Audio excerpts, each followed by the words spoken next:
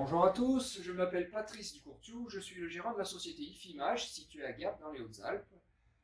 Je réalise cette petite vidéo pour vous faire partager un événement rare, le unboxing d'une enceinte 8C de chez Deutsch Deutsch, constructeur pour l'instant peu connu, mais très novateur et qui fait l'objet de critiques dithyrambiques sur les sites tels que Stereophile ou Sound Sound pour ceux qui s'intéressent plutôt à la partie professionnelle de ce type d'enceinte. Alors cette enceinte c'est quoi? C'est une enceinte bibliothèque de grande taille, hein, 48 cm de haut par 38 de profondeur et quelque chose comme 27 de large, 26 kg l'une.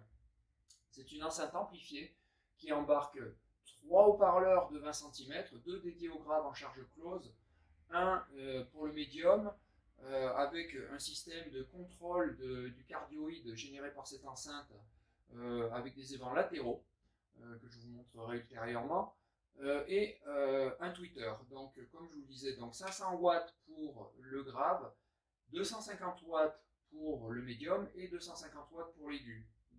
Alors, quelles sont les particularités de cette enceinte? La particularité, c'est donc qu'elle est active, qu'elle dispose d'entrée AES-EBU analogique, une sortie sub et une entrée Ethernet, entrée-sortie. Elle existe pour la partie IFI puisqu'il y a deux modèles. La version IFI embarque la possibilité de streamer directement, donc vous pouvez très bien, si vous disposez du matériel ou du logiciel adéquat, envoyer de la musique directement dessus. Elle est en phase de développement et de finalisation pour sa partie Roon, puisqu'elle est en phase de certification Roon. Roon, pour ceux qui ne le savent pas, c'est un serveur musical qui va scanner votre bibliothèque musicale et la répertorier, artistes, genre, et tout ce que vous voulez. Ce serveur Roon, c'est un logiciel dont vous pouvez faire l'acquisition qui existe sur Mac, sur Windows, sur Linux et également pour les NAS tels que Synology ou QNAP. Qu'est-ce que ça veut dire? Ça veut dire que je vais pouvoir en fait envoyer de la musique à mon enceinte, me dispenser d'avoir tout un tas de câbles. Alors bon, là je vais me faire quelques amis probablement, mais il y a deux écoles. Vous avez l'école des audiophiles qui vont préférer choisir leur amplificateur, leur câble de modulation, les câbles de haut-parleurs, leurs enceintes, etc., etc. Tout à fait défendable. Hein. Depuis des années, on arrive à avoir très bons résultats comme avec ce système-là.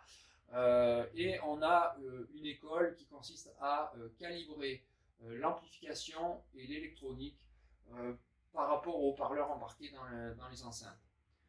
Ici, c'est le choix qu'a fait Martin Mensick. C'est un choix judicieux. Il arrive à tirer de ces enceintes quelque chose d'assez extraordinaire en termes de son et en termes de réponse. Les enceintes 8C répondent de 30 Hz à 20 kHz à plus ou moins 1 dB. Regardez les caractéristiques techniques de vos enceintes, vous verrez que vous en êtes très loin, vous allez être à plus ou moins 3 dB, souvent pour des enceintes bibliothèques aux alentours des 50 Hz, et pour des enceintes colonnes, on n'en sera pas très éloigné non plus. Les constructeurs sont un petit peu optimistes, les valeurs sont données souvent avec plus ou moins 3 dB. Je rappelle qu'à 3 dB, on double la pression acoustique, la pression sonore. Donc, à plus ou moins 1 dB, vous avez une enceinte qui est vraiment un modèle du genre de 30 Hz à 20 kHz. Voilà. Donc, je vais maintenant utiliser ce pied sur lequel je vais la poser. Tiens, j'en profite pour vous expliquer une petite particularité. 26 kg l'enceinte, ça nécessite un pied très stable. À l'heure actuelle, en dehors de quelques pieds chez Ardès, je ne connais pas de pied très adapté à la dimension de cette enceinte, hein, 48, donc je vous rappelle, centimètres de haut, 27 cm de large et 38 cm de profondeur de mémoire. Voilà. Donc moi, pour ma part, j'ai développé une platine d'adaptation pour les pieds d'une autre marque que j'affectionne beaucoup, qui est la marque Dynaudio.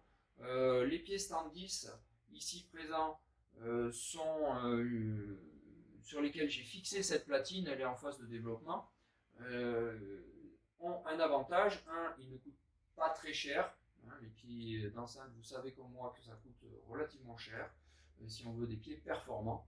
Ils ont la possibilité d'être sablés. On peut également passer les câbles à l'intérieur. On peut bien sûr, ils sont fournis avec des pointes. Et donc ça permet d'avoir moins adapté cette platine pour pouvoir, sur laquelle vous avez les perçages qui vont permettre de fixer l'enceinte au pied. Voilà, je vais avec vous ouvrir ce carton qui est, hop, voilà, un bien bel emballage. Je suis assez longtemps et franchement, si les caractéristiques et les qualités de cette enceinte sont aussi bonnes que le soin apporté à l'emballage, donc voilà, vous allez voir ici un capot, une boîte qui enferme hop, le BABA, c'est-à-dire le câble d'alimentation, une petite paire de gants pour manipuler les enceintes, un câble réseau de 5 mètres pour les raccorder à un switch ou à votre box si elle est à proximité, un câble d'alimentation, voilà, et un petit courrier de Martin Mensik vous expliquant tout le bonheur qu'il a de vous voir avoir fait l'acquisition de cette enceinte. Voilà, ça c'est pour la partie du capot. Vous avez des protections très denses et on retrouve là ici l'enceinte. Alors d'habitude j'ai plutôt tendance, on va procéder autrement, vous allez voir, ça va être beaucoup plus simple. On va basculer l'ensemble comme je le fais régulièrement avec les autres enceintes et les caissons de basse en particulier pour éviter d'aller chez l'ostéopathe après. Voilà. L'enceinte est sortie, je repose le bouton, je vais déballer l'enceinte. Je vous rappelle, 26 kg, ça ne se nettoie pas tout seul. Voilà. On va enlever le plastique. Voilà. Je précise que la finition bois est superbe. C'est du vrai bois. Vraiment très beau avec du relief.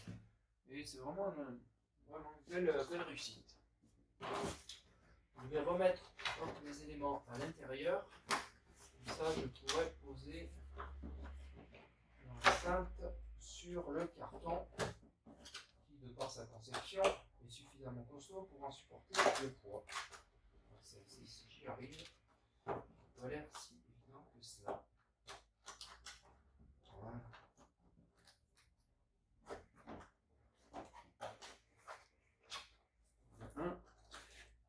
Celui-là, il ne peut pas y aller, je ne sais pas pourquoi. Il ne veut pas. 2 secondes, petit souci technique du carton. Voilà, voilà.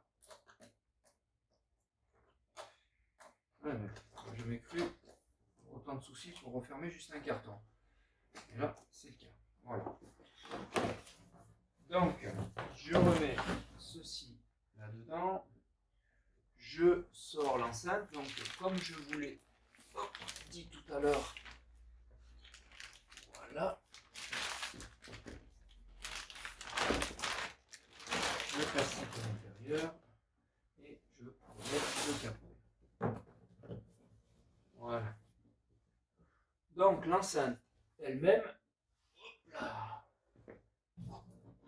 pèse un peu lourd. Le HP de 20 alimenté en 250 watts. Le HP tweeter en aluminium 250 watts également. Et sur la partie arrière, ici, voilà, vous pouvez voir les 2 haut-parleurs dédiés au grave en charge close. Et sur le côté ici, de chaque côté, les évents destinés à contrôler l'effet cardioïde de l'enceinte. On a ici sur l'arrière, si j'y arrive, hop, toujours simple, voilà, Donc je vous passe l'alimentation, le bouton marche arrêt, une prise Ethernet, une prise bypass en cas de connexion AES-EBU, puisqu'en fait vous allez rentrer, déclarer ici avec ce petit bouton quelle est la fonction en entrée de cette prise symétrique XLR, de type XLR. Donc si vous rentrez en AES-EBU, c'est-à-dire en numérique professionnel, vous allez régler ici, rentrer sur l'AES-EBU, ressortir pour faire un lien avec la seconde enceinte. Vous avez une sortie sub ici, et donc cette même entrée XLR qui ici peut être paramétrée, comme je le disais, soit en AES-EBU, soit en entrée symétrique classique. Voilà, vous voyez, en termes de connectique, c'est pas pléthorique, mais normalement, vu le type d'enceinte, ça suffit. Et si jamais vous avez des velléités de raccorder d'autres choses, comme une platine vinyle ou différentes choses, voire du home cinéma, rien ne vous empêche de mettre un processeur, un préampli, un DAC, toute chose qui ira avec votre installation. Une petite particularité quand même de cette enceinte que je n'ai pas évoquée depuis le début de cette vidéo, c'est qu'elle est également compatible avec le logiciel RecWizard. RecWizard, c'est un logiciel de mesure acoustique et qui va trouver l'enceinte sur le réseau, et vous allez pouvoir calibrer l'enceinte à la réponse de votre intérieur, de votre pièce. Ça, c'est encore plus rare dans le domaine de l'hi-fi. Vous allez trouver quelques produits intégrés dans les enceintes. Je n'en connais pas à ma connaissance, mais vous allez trouver ce genre de correction acoustique chez Dirac, sur les amplis NAD, certains amplis NAD, chez Mini DSP. Vous allez trouver ça avec Trinov Audio, bien sûr, Trinov qui fait de très bons produits, mais dont le correcteur acoustique stéréo à lui tout seul coûte 7000 euros. Donc là, si cette enceinte vous semble chère, elle est chère, mais c'est un aboutissement en soi. C'est l'enceinte dont on rêve toute une vie d'audiophile. Cette enceinte, elle intègre votre amplification, votre streamer et vos enceintes. Dites-vous bien que pour avoir un système qui tient la route en hi-fi, c'est compliqué et ça coûte vite des sous. Donc voilà, c'est terminé pour cette vidéo. J'espère que ça vous aura plu, hein, pour une première fois. Je précise, pour avoir quand même votre indulgence, que c'est la toute première vidéo que je fais. Je n'ai jamais fait de vidéo précédemment, donc soyez indulgents.